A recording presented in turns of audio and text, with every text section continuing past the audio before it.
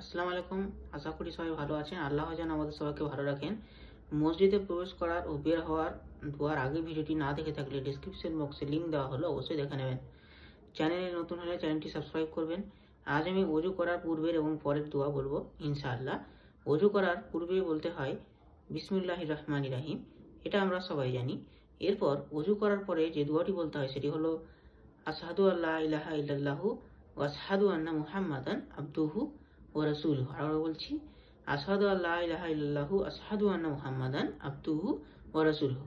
এই দোয়াটির অর্থ হলো আমি সাক্ষ্য দিচ্ছি আল্লাহ ছাড়া কোনো উপাস্য নেই এবং আমি আরও সাক্ষ্য দিচ্ছি মুহাম্মদ সাল্লাল্লাহু আলাইহি ওয়াসাল্লাম আল্লাহর বান্দা ও রাসূল। আল্লাহ তাআলা বলেছেন যে এই দোয়াটি পড়লে আল্লাহ আমাদেরকে জান্নাতের মাঝখানে জায়গা করে দেবেন। তো আসসালামু আলাইকুম, সবাই ভালো থাকবেন। ভিডিওটি লাইক ও শেয়ার করবেন এবং এখনও সাবস্ক্রাইব না করে থাকলে চ্যানেলটি সাবস্ক্রাইব করবেন ও সাথে থাকা বেল আইকনটি প্রেস করবেন এরকম নিত্য প্রয়োজনীয় ভিডিও পাওয়ার জন্য।